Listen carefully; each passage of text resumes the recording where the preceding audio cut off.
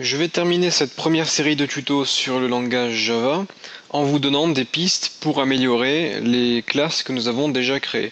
Donc dans cette vidéo, je ne vais pas vraiment faire de programmation, je vais juste vous donner les algorithmes qu'il faudra que vous mettiez en place afin de créer quelque chose de mieux que ce que nous avons pour le moment.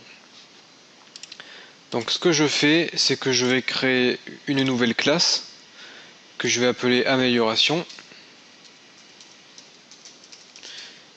Et dans cette classe, je vais simplement mettre un commentaire et vous dire ce qu'il vous reste à faire pour terminer ces classes. Donc pour le personnage. Pour le personnage, il faudrait créer un inventaire. Un inventaire qui pourrait contenir des armes, des armures, des potions, de l'argent, donc de l'or. Donc voilà pour notre personnage.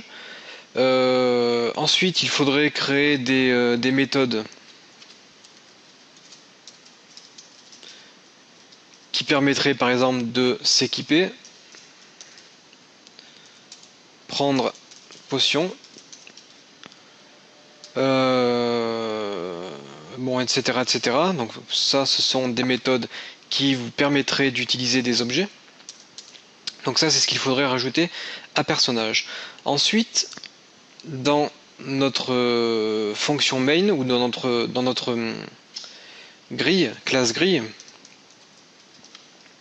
ce qu'il faudrait faire, c'est créer une méthode check. Check serait une méthode qui permettrait de vérifier où se trouve le perso.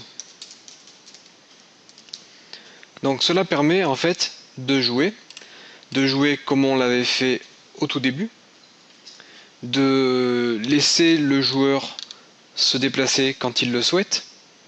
Donc là on aurait pu mettre par exemple while i plus petit que 10. Le joueur se déplace où il souhaite et une fois que le mouvement a été appliqué, donc une fois qu'on a utilisé la méthode déplacer, donc je vais le marquer ici, après usage de la méthode déplacer, eh bien ce qu'il faut faire, c'est faire un check qui permet de vérifier si il faut déclencher une action. Par exemple, la méthode check permettrait de tester si on se trouve sur un monstre. À ce moment-là, on déclenche un combat. Si on se trouve sur un objet, à ce moment-là, on fait une méthode aléatoire qui nous donne un objet, soit une arme, soit de l'or, etc. Et cette méthode check pourrait tester si on se trouve sur d'autres types d'objets.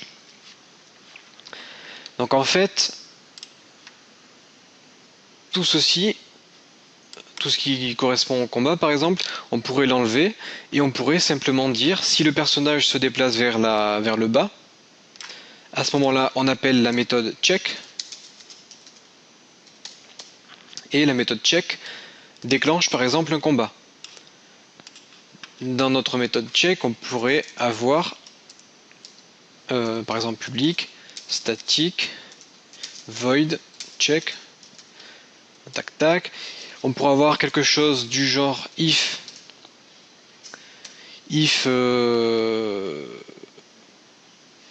comment on pourrait dire, on pourrait créer un attribut case actuelle égale à m. Donc case actuelle, c'est la dernière case sur laquelle on a marché. Alors à ce moment-là, on écrit algorithme du combat.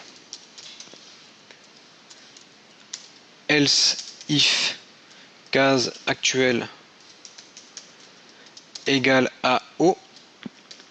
Alors à ce moment-là, on va faire ramassage objet.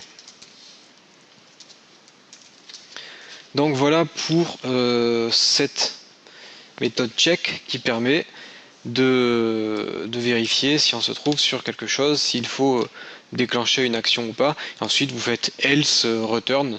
Donc si jamais on est sur une case vide, à ce moment-là il ne se passe rien. Du coup le check ne fait rien du tout et on peut continuer et demander à nouveau au joueur s'il veut se déplacer.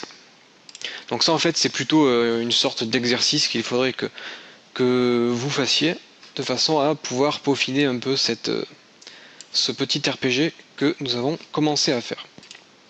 Bon, évidemment, pour avoir un jeu complet, il faut faire plein de choses comme donner de l'XP aux joueurs après combat. Ensuite, il faut augmenter les niveaux.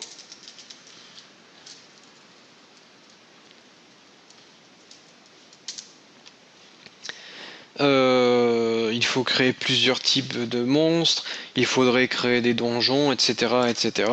Donc tout ça, ce sont des petites améliorations que vous pouvez apporter au RPG pour le rendre un peu plus intéressant, puisque là, nous nous sommes contentés de faire quelque chose de vraiment basique. Par contre, avec les connaissances que vous avez acquises au cours de ces 10 vidéos, vont vous permettre sans problème de réaliser toutes les améliorations se trouvant donc dans les quelques commentaires que je vous ai mis ici.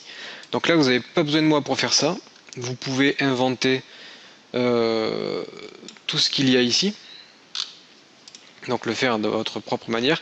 Par exemple l'inventaire, vous pouvez très bien dire que c'est un tableau de 10 chaînes de caractères ou de 10 entiers. Vous pouvez dire que 1 c'est égal à épée, 2 c'est égal à bouclier, et dans votre tableau qui correspond à votre inventaire, vous mettez que des zéros, c'est-à-dire l'inventaire vide, et lorsque vous ramassez un objet, vous créez une fonction qui ramasse aléatoirement un objet, donc qui vous renvoie un chiffre. Si cette fonction vous renvoie un 1, ça veut dire que vous avez ramassé une épée, et vous n'avez plus qu'à mettre un 1 dans la première case du tableau, et cela signifie que vous allez avoir une épée dans la première case du tableau. Donc voilà comment vous pouvez procéder. Ensuite, vous pouvez créer une méthode afficher inventaire. Cette méthode retournerait tout ce qui est contenu dans votre tableau de façon à ce que vous puissiez savoir ce que vous avez sur vous et ce que vous pouvez utiliser, etc. etc. Et voilà, donc voilà à peu près ce que vous pouvez faire pour un peu améliorer ce petit jeu. Donc je vais enregistrer cette classe et je vais vous fournir le dossier tuto 10 donc dans les fichiers de cette formation, comme ça vous pourrez continuer. Donc nous on se dit au revoir ici, donc on a fini cette initiation au langage Java pour les jeux. On se retrouvera très certainement dans des futures formations Java plus avancées dans lesquelles on fera des choses plus complexes. Et bien sûr des formations Java sur l'interface graphique, donc comment créer des éléments graphiques avec des images, etc. dans une application Java. Donc ça sera pour un peu plus tard. Et bien sûr, vous pouvez retrouver des formations dans tout autre type de langage pour créer des jeux donc avec des langages différents du langage Java. Donc j'espère que vous aurez appris pas mal de choses et on se retrouve sur creationjeu.com.